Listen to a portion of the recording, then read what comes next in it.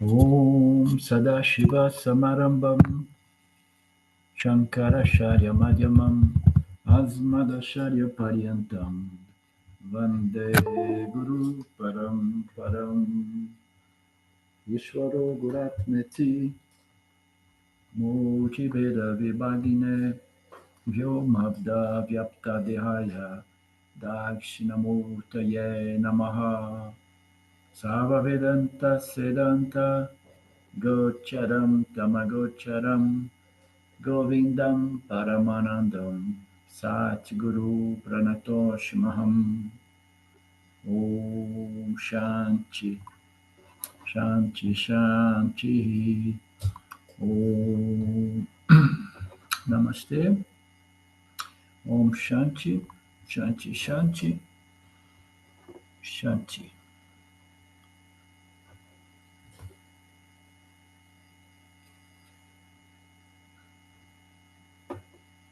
Okay, we have seen the yesterday.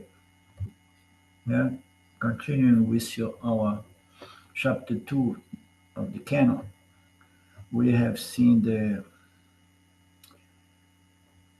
the last aspect of this verse that says that acknowledging the presence of consciousness, you do not require a special state of mind, mental state, does not require any special avasta.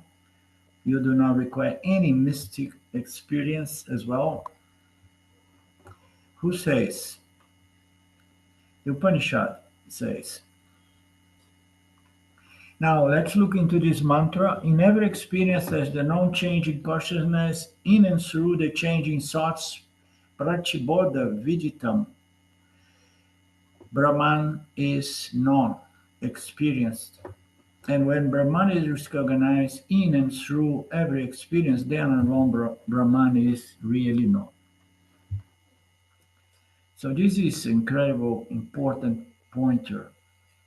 We want to recognize and know Brahman. Some of us want to know Brahman as oneself, but yet we are misled by this cosmic tendency of looking for Brahman in a certain mental space, mental state, or experience, mystical experience, or esoteric or spiritual, special experience.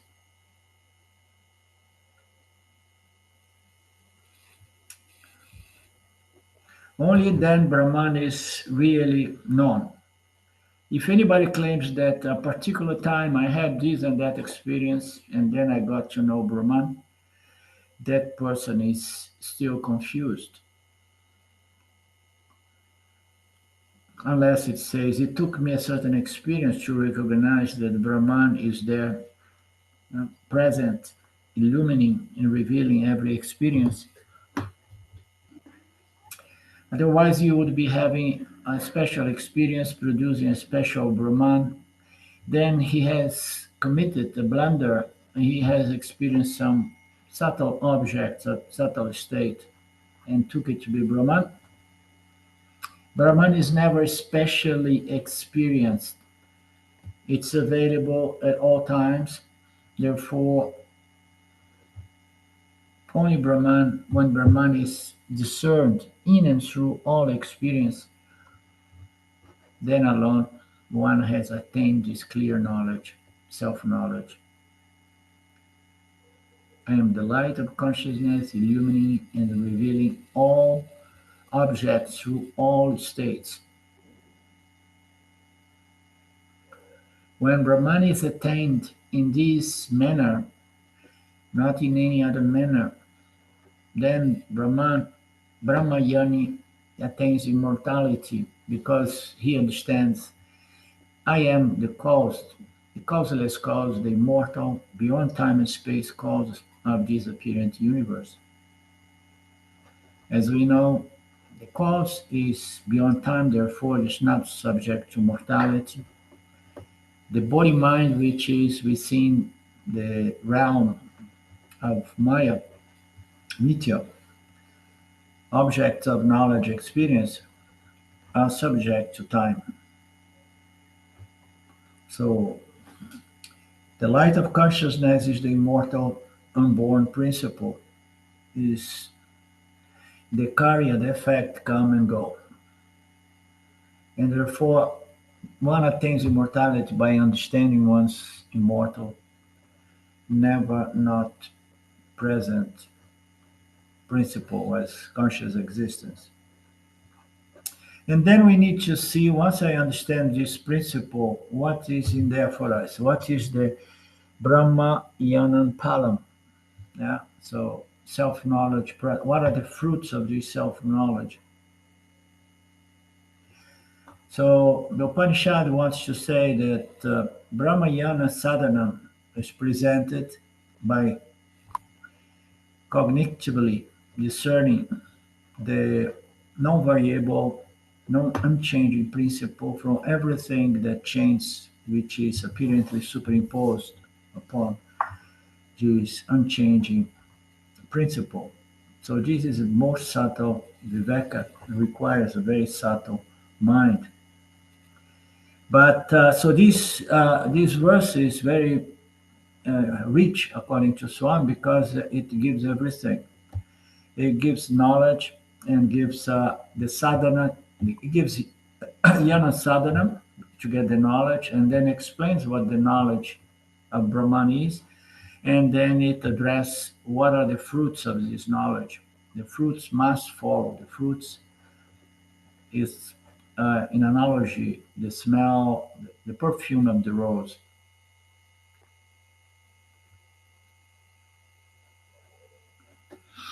So you need a very refined intellect, a discerning intellect, purified intellect, discriminative intellect. You need such an instrument of viveka so that you can distinguish, consciousness from every thought and every object which appears side by side with every thought. Swami says it's very simple to discriminate the changing from the unchanging, but as Ramji used to tell, I don't know if he still say those things, it's simple but not necessarily easy. It's as complicated as separating the light from the objects illumined by the light. When you experience any object, you experience in the light as well. The objects are changing, the light is not changing. You always experience a mixture of both. How do you know that the light is there if there is no object reflecting the light, catching your attention? What's the proof? The proof is if there is no light, there is no object of perception. Furthermore, if I perceive the object, I must also experience consciousness. When I experience the hand, there are two things intimately connect: the conscious existence revealing the hand, the light revealing the hand, the conscious existence revealing the thoughts, and the world producing many objects followed by thoughts. They come together intimately connected. So going back to the light example, the light, we can say that the light is together with this telephone, but in order to separate the light from the object, we cannot physically scrape that. You cannot remove it physically. Even if some days you take anything, a razor, to scrape off the light. No, the light is very subtle. The nature of the light is to illumine and reveal. The most beautiful philosophical nature of light. Only the skin will come out of your hand if you try to do that, and the light will not be at all affected. Okay, that light is not part, product, and property of your hand. It is an independent principle pervading and revealing the hand. We require very, very subtle and purified and refined intellect to to separate the formless light from the formed light. This separation, of course, is in terms of cognition. Similarly, the formless consciousness has to be separated from the formed thoughts. The thoughts and the objects, they need to be seen as objects within consciousness. Consciousness is illumining the mind, and then the objects appear in the mind which exist within consciousness. So how to do this separation? Separate the mind, the thoughts, in respect to every object of experience from consciousness. This requires again a very, very, very subtle intellect, says Swamiji. Sukshma, Shukma, it means to say very subtle intellect, I believe. An internal organ, the mind, the intellect is our internal organ, internal instrument. It has nothing to do with the instruments of perception. So the internal organ is the mind, is the subtle body. It needs to be purified so that consciousness can reflect in a very clear way upon this subtle body.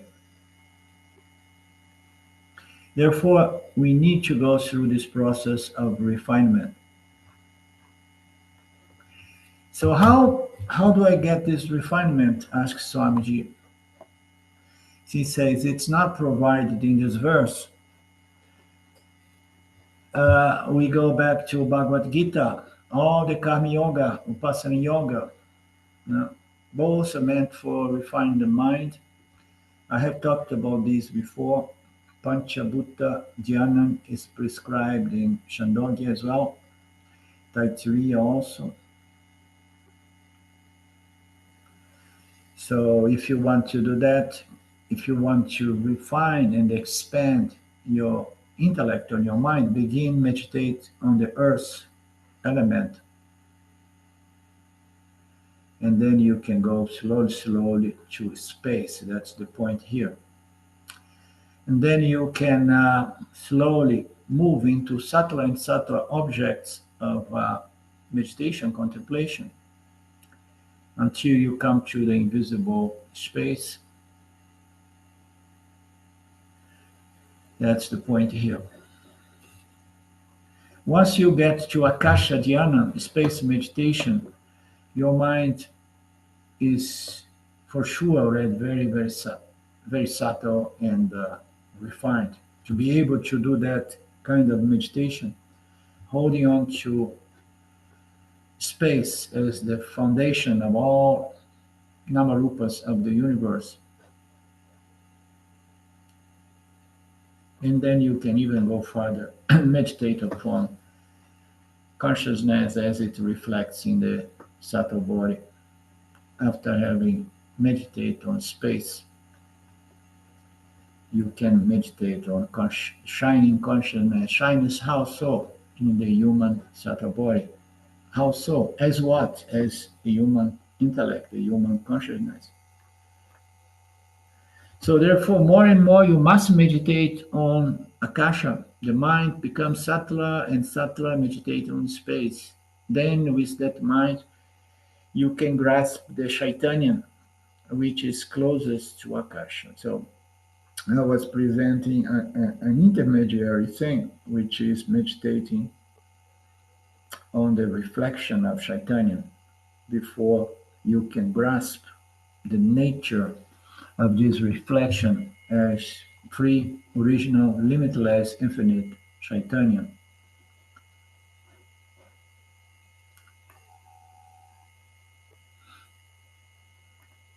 So in putting it in a progression, a linear progression, so you have Chaitanya consciousness, the most subtle, and then you have uh, reflect consciousness, consciousness reflecting sattva guna, sattvic mind producing that element of peace and bliss, satisfaction.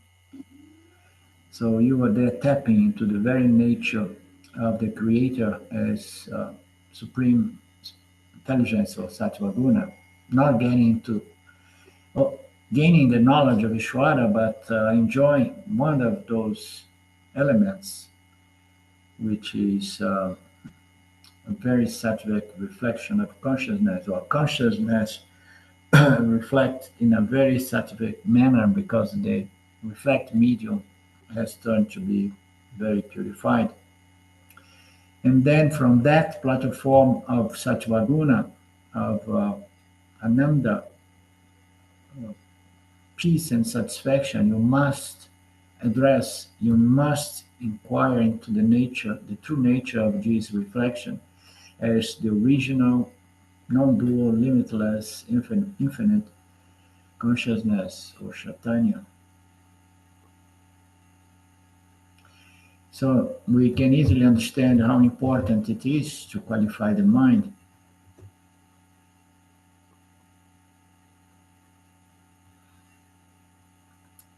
And then you get to the Atmayana, and then it's said that you attains immortality. This is the content of this most profound verse.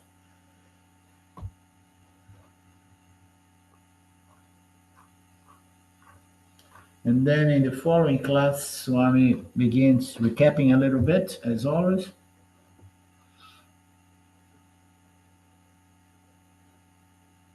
He says that the Keno appears within this dialogue between the disciple and the guru, and the disciple was qualified.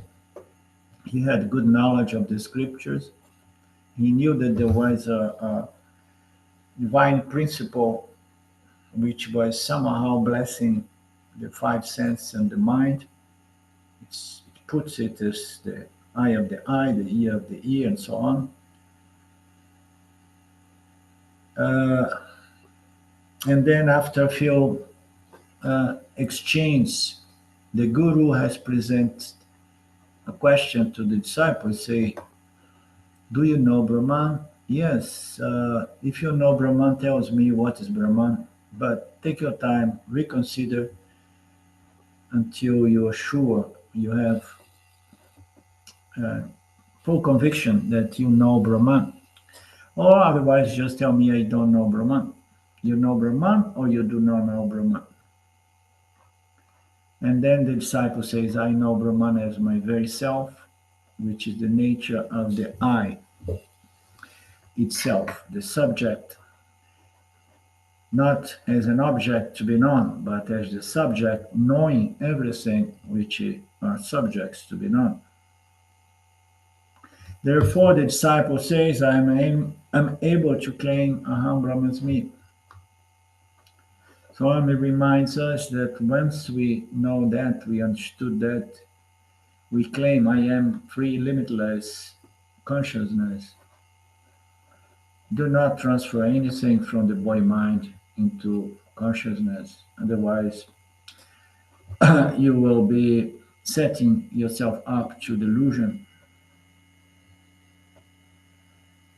If you transfer the attributes of Maya, you are going to be impacting consciousness with lots of limitations, attributes that imply limitations.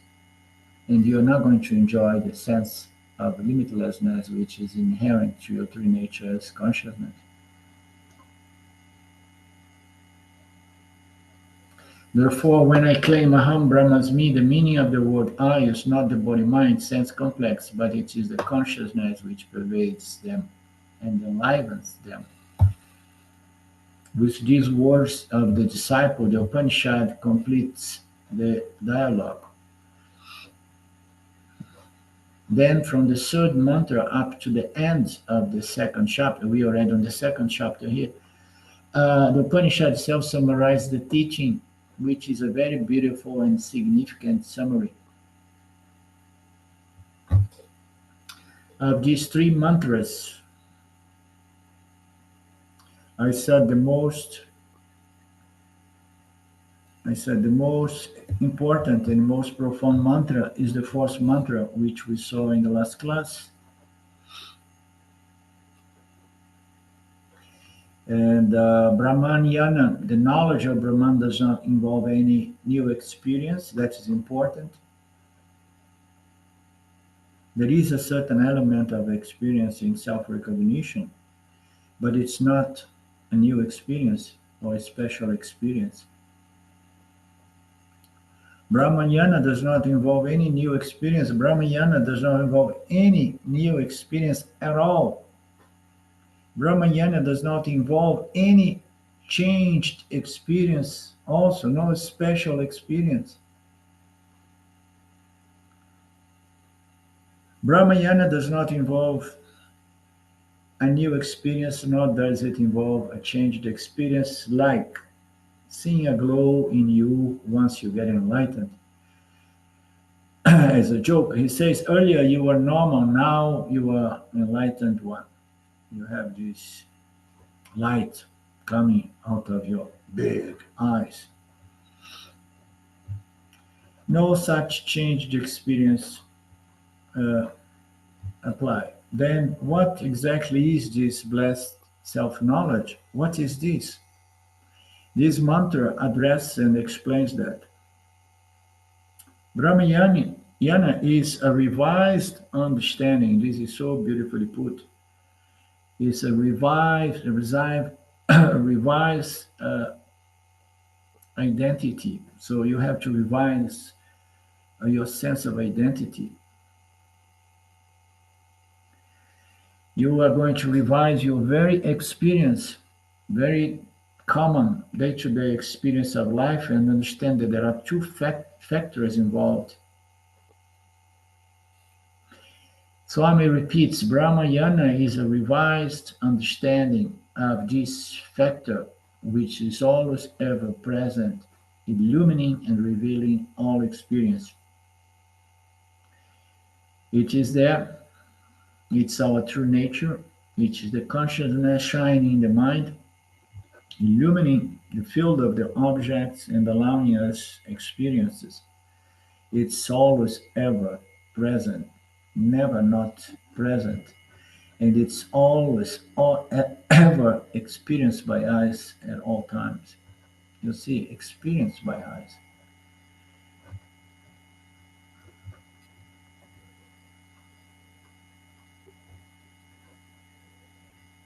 Now, what do you mean by that? It is a revised understanding of a never experienced factor. I say, uh, what is that ever experienced factor? That alone first the Upanishad says, Prachibodha Viditam. There is something which there is something which is ever experienced by you in and through all the changed experience. This something that is ever experienced from you is the unchanging principle consciousness, unvariable principle consciousness. And then you're going to experience the variable states and the variable objects of experience through the waking state. They are all changing. In all experience, the common factor is consciousness, and we know that. But we need to go slowly through this important verse so that we can digest it properly, yeah? And transform this nididhyasana into a properly internalized moksha. In all experience, whether it is a lot of Sanskrit here, in all experience, in all perceptions, in all conditions, in all states like sleep, awake, and dream, what is the common factor? Common factor is I consciousness. I'm conscious of whatsoever is happening within my mind and the surrounding uh, of my environment. Thus, the ever experience factor is consciousness, and not only it is ever experience factor, is it is ever the changeless factor. It never changes. It never changed. I think we have no doubt about that. Huh? What we are never change.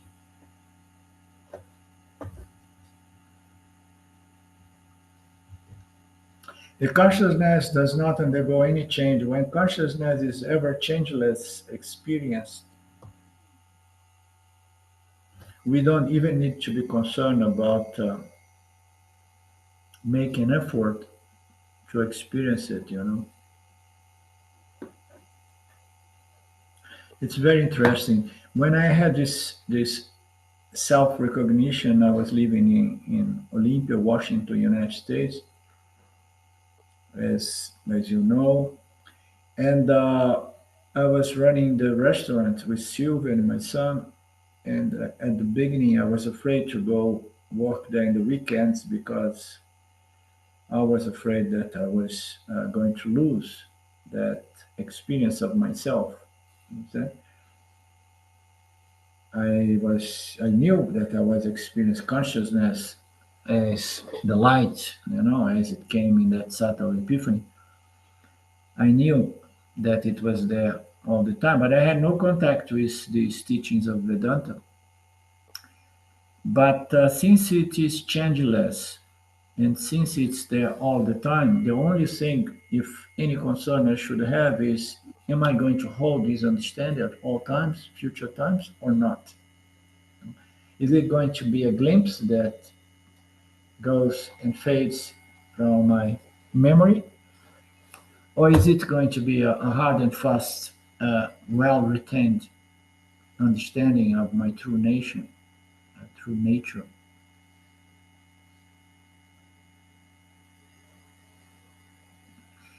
So I was very happy to see that even if the weekend was very stressful, still consciousness was shining through and the knowledge was not forgotten.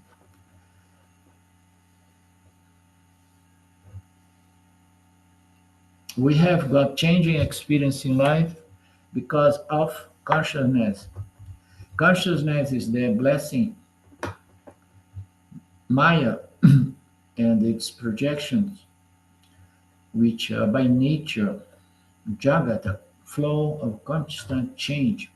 Circumstances change, situations change, the objects decay and change, the thoughts are changing, and this consciousness is there. It's changeless by nature, illuminating the changing thoughts, feelings, emotions, moods, patterns, attitudes, and whatnot. Even during this 1 hour of our class, the words are changing, thoughts are changing, the understanding is happening, I suppose, within the unchanging consciousness. I am conscious of all changing experience.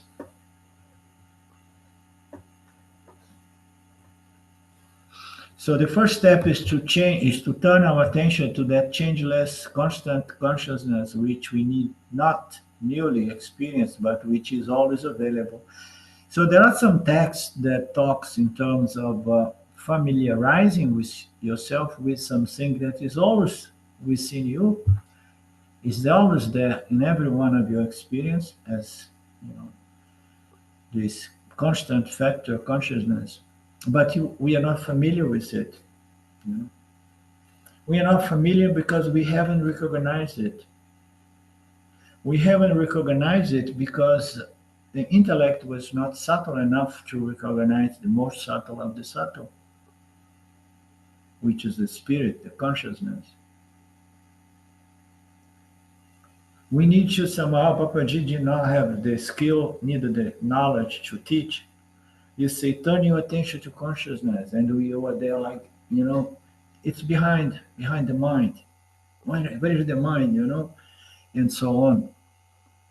So how are we going to turn our attention to that consciousness, which is all the time there? By refine, purify the intellect until the intellect is subtle enough to do this most subtle viveka, which is the discrimination between the consciousness and the very intellect doing the viveka. And for that, we do not need a new experience because we experience consciousness always. It's always available. I was so happy when I started reading this canon because I somehow, all through these past 10 years, I had this insight. Although I used to say, now I have been saying that there is an element of experiencing self-knowledge. But in the Vedanta circle around Shine World, there was this big slogan that Vedanta does not provide any experience of consciousness. But and then this Keno is somehow explaining, illustrating better what I was intuitively getting to. I'm experiencing consciousness at all time, not as an object, but as the subject. But I am experiencing it, and everybody does experience, but one cannot recognize that because the intellect is not subtle enough.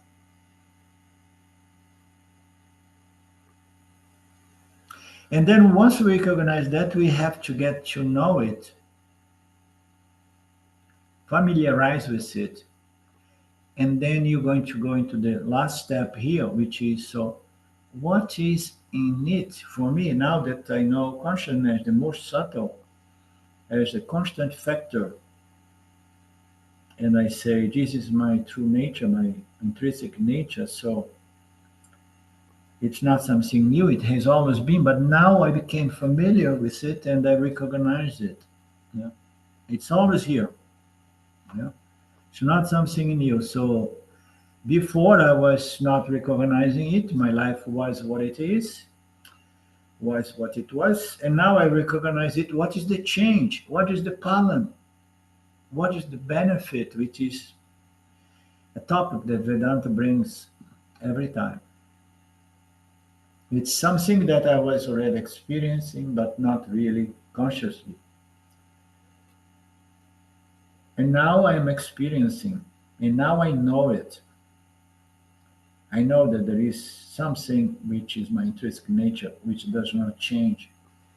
And then I need to understand in details what is this Brahman, what is this conscious existence of non-dual nature, so that I can enjoy the fruits of self-knowledge, which is the peace that comes with understanding that there is only I consciousness. Therefore, nothing can affect me. There are two principles. There may be interaction, two principles, and change. And one may affect the other. Affecting the other, impacting the other could be in a positive way or negative way. But if there is only I, that's where peace resides. If consciousness is not experienced, what will happen? No, I'm experienced all the time.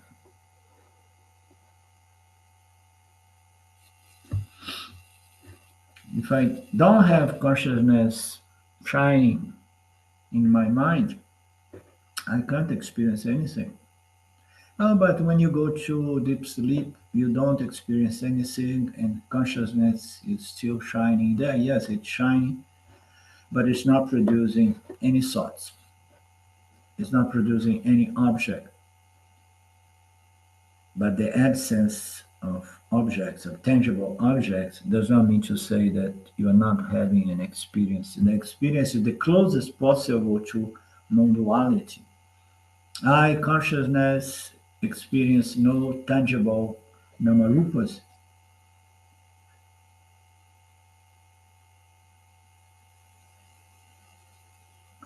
Without experience of light, I cannot experience anything.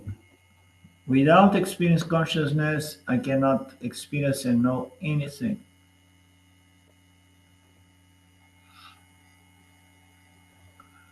Every perceptual experience is a mixture of the twofold experience. I'm experience consciousness and experience the thoughts objects appearing in consciousness. Different thoughts objects in uniform consciousness. This is what's going on internally. We experience our likes and dislikes, our different states, our pleasures, our pains. They are all experienced. They come with distinct thoughts again and again. Every experience has a filter itself, is going to trigger a like and dislike, yeah? A pleasure or displeasure, or satisfaction or dissatisfaction. And then it's going to produce, pleasure and pain or concern. All of this is changing all the time.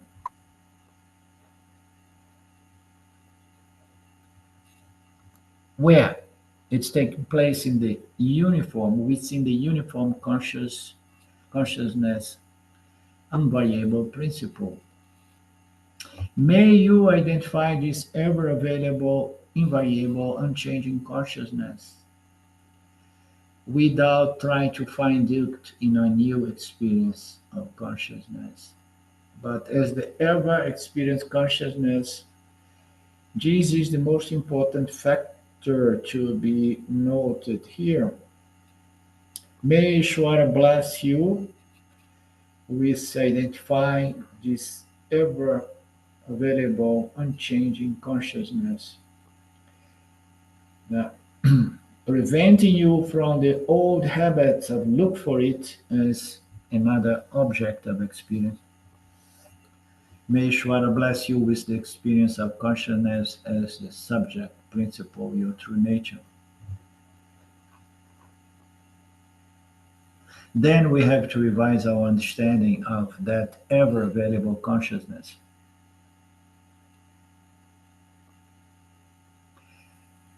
And what is the revised understanding? And then you have to remember the teachings by systematically, consistently studying the scriptures with a qualified teacher.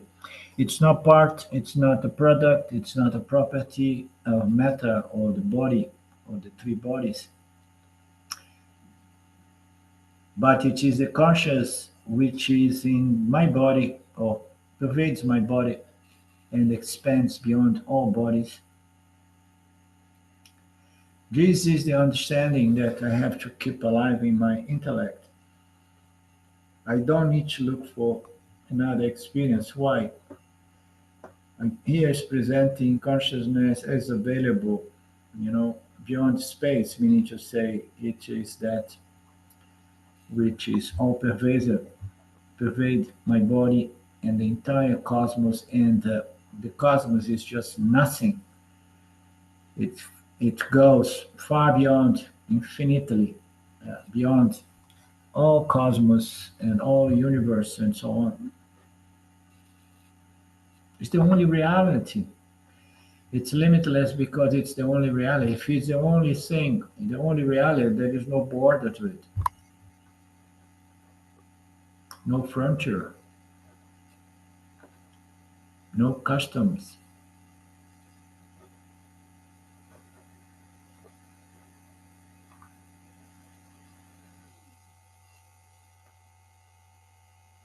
What Vedanta offers us is a new understanding of what I'm really experiencing in life. It's so incredible. It's so beautiful. Makes me emotional. It's a new understanding about what I'm really experiencing in life. That's why we bring up all these analogies, all these examples, such as the moonlight and the moon.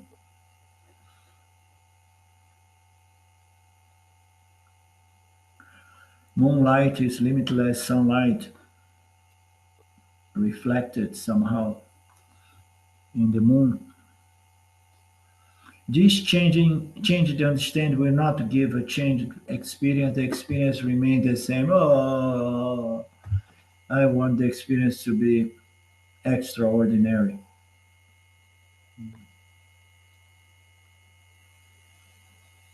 People who know and people who do not know both will have the same experience. Unbelievable, no? But they will perceive it from a different angle. They will perceive it. The young is going to perceive everything that's happening is exactly what's happening. The Anyani is perceiving as well, but the Yani knows that I'm just experiencing myself and whatsoever superimposition, appearance superimposition produced by the power of Maya Ishvara.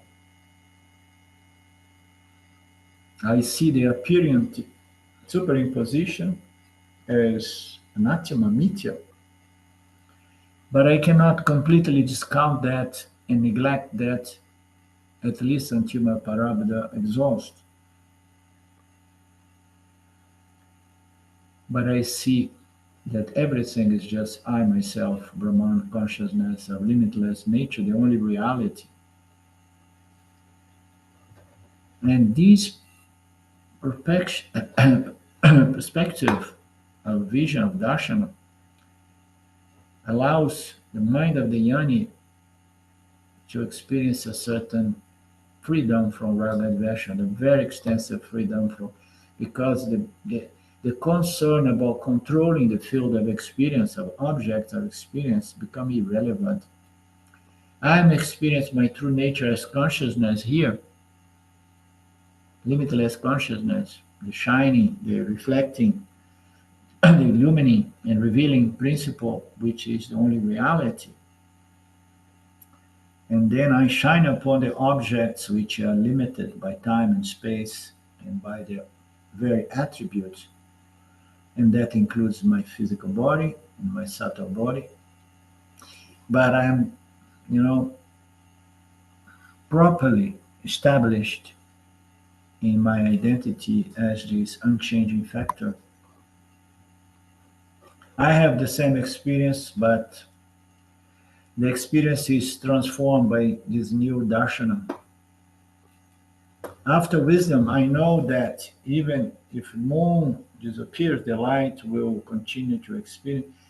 It's wrongly named moonlight. It is the all-pervading light. So after the disappearance of the physical body, you know, my light will continue to shine. But then you're not this instrument of experience. Well, I have had enough.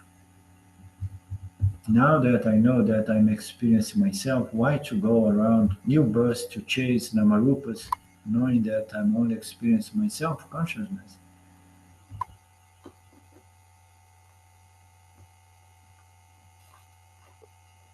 Similarly, the consciousness in me is not a finite entity, but it's all pervading. And once the revised understanding takes place, the very same consciousness is renamed Brahman.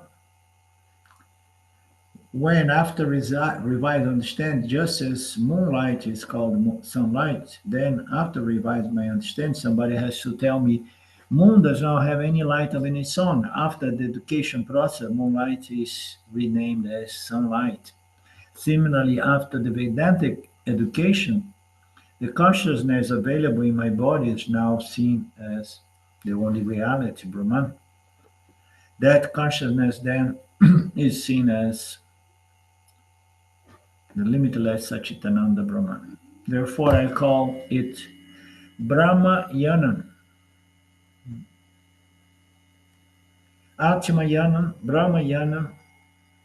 Howsoever, we need to revise our experience. That's the point here. That is going to bring about a revised understanding, and the revised understanding is going to bring the same experience but from a different perspective, and you're going to experience in peace, let's say, in peace. And in the first chapter, that Brahman has been already revealed as I, the knower, the subject, and that and this should be connected. In the first chapter, that Brahman has been already revealed as the self, the I, the knower, the subject, and now it's revealed as Brahman, the limitless Satchitananda Brahman, which has a different connotation. Uh, when we say, uh, look for the self, and you're going to have self knowledge, the self is the Aham. You have to follow the Aham until you understand the true nature of Aham. And then you say the true nature of this self is consciousness. And then you say, okay, now I understand original consciousness, reflect consciousness, producing Aham. This Aham identifies with the body mind, and then the Aham suffers, and then the Aham goes through this education, and then gets self knowledge and say, so I am the self, I am consciousness, I am the knower, the subject. And then you have to understand that you are the only reality, therefore you are limitless Brahman.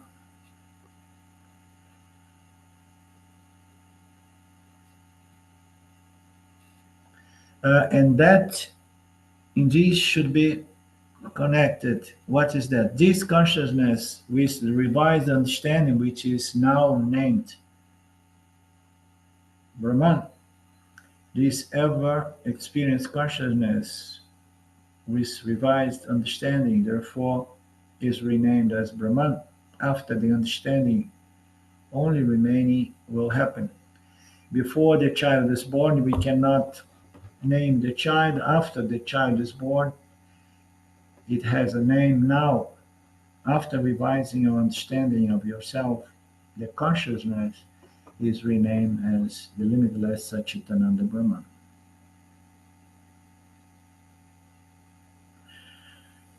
Is the ever knower, changeless principle, which will never come under a known object as well. It's never come under a known object.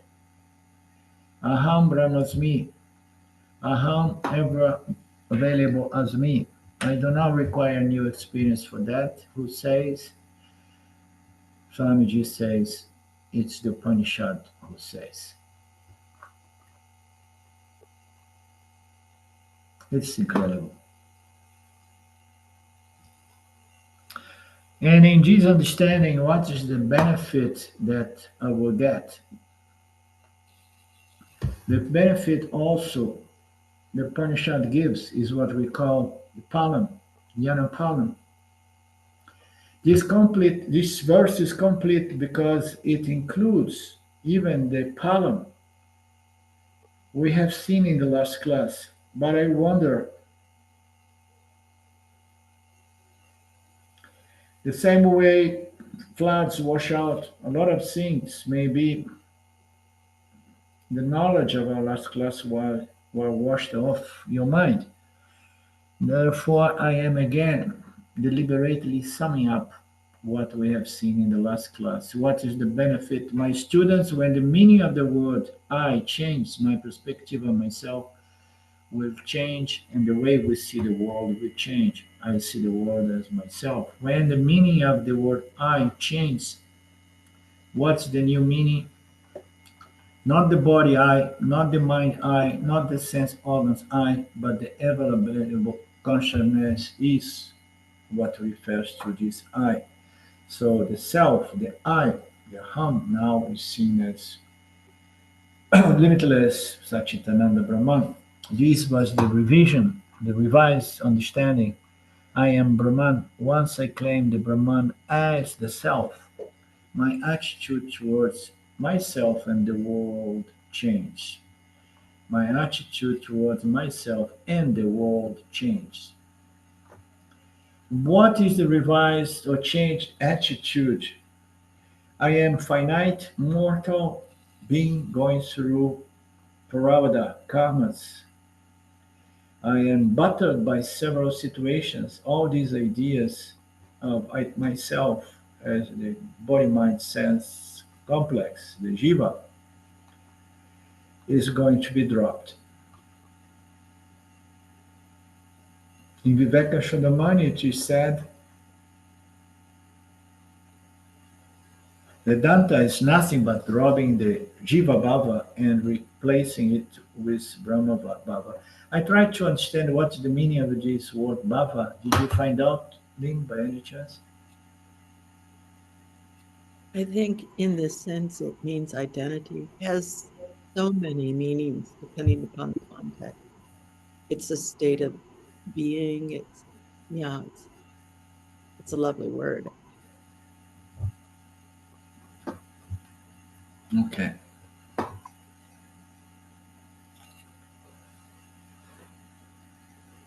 Okay, Vedanta is dropped the sense of identity, Jiva, and replaced with Brahman. It's shifting your sense of identity. What is the primary benefit of this shift of identity? The benefit is immortality. You establish your identity in that immortal, changeless principle. Everything that changes is subject to time. Time brings about change. We see space, time, of course, and then change comes, and then mortality comes. So the benefit here is to claim your immortal true nature is that which does not change.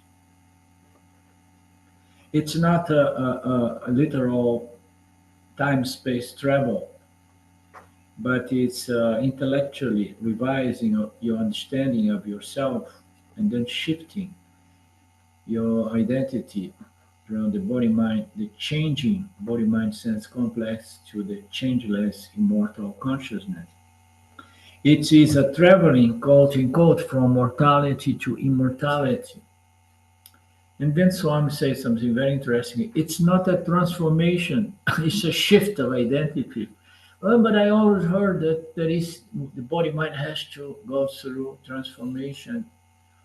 The body mind goes through transformation, but consciousness does not go through conscious transformation, and knowledge does not go through transformation. Knowledge, once it is clearly established, it is what it is. You cannot improve the knowledge 2 plus 2 equal 4. Once it's gained that knowledge, it's always that knowledge. Once you know who and what you are, you have claimed your identity as the immortal Satchitananda Brahman. And that did not involve transformation. Transformation was necessary in terms of refinement and purification of the body mind sense complex. There is no transformation in self recognition, self knowledge, but it's going to somehow transform the way you see the instrument body mind and the world you perceive through the body mind. He says it's not a transformation,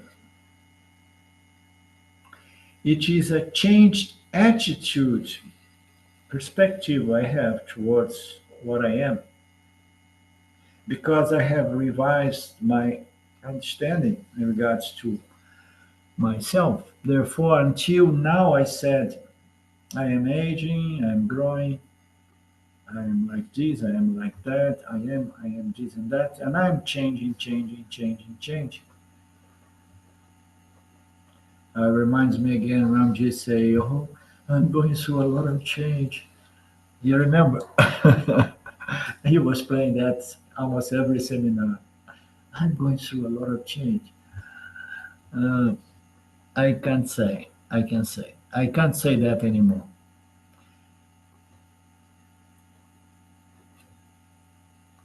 In Nididhyasana, Vedantic meditation, that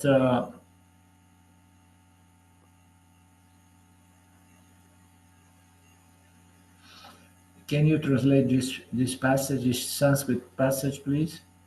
The Shashvatoyam is this is Brahman, or this is immortal.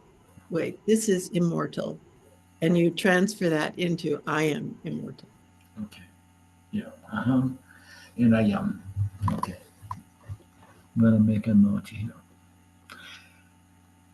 And so I mean, just pull my leg and say everybody knows Sanskrit in here. Therefore, it's gotta have lean here. Whatever may happen to the body, let it happen. Let the body go through any amount of parabada, which yana cannot stop. Self-knowledge will not stop. Parabada is going to continue to come, but the way you will take it is different. The way you will relate to it is what changes. Body going through parabada cannot be stopped even by any big super yani. Yani allows the mortality of the body, which belongs to the body, and he accepts the mortality of the body. And why he accepts the mortality of the body? Because he should shift his identity or her identity to the immortality Brahman consciousness. This claiming of the immortality is called amratitvam. First time I see this word, very beautiful.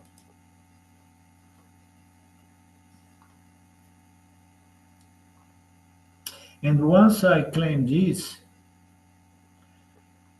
I will be done with twofold fears. There are two fears occupying most of the religions and the religious people, Swam says, especially in the Hinduism. So everybody is afraid of death in all religions.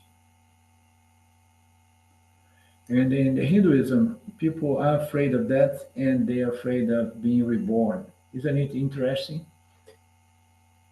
Very much so, no? Is the only religion that says that there is reincarnation, there is rebirth after death. There are some other religions that were born out of the Vedas. They also, in Buddhism is one of them, according to Swamiji. But beside those few, all other religions, including Christianity as well, the death is only once, and then one will go permanently to heaven or permanently to hell. So it is a big deal for the Christians. Just imagine, it's a one-way ticket. It's one-way travel. You go, you never come out. And there is only one heaven and there is one hell. There's not that, oh, okay, I got a seven heavens. I can go to a hell, but it's going to be a cool one, not too hot. There is a purgatory. It's sort of Purgatory. like a waiting room, but Yeah, you could be there forever too. yeah, yeah, yeah. I heard about that as well. So the the Hindu religion, the Hindus, the religious people of the Hinduism, they are afraid of reincarnation as well. Why? Why they are so much afraid of reincarnation? We'll see it in the next. We're gonna play with this concept in the next class. Why they are so much afraid of rebirth?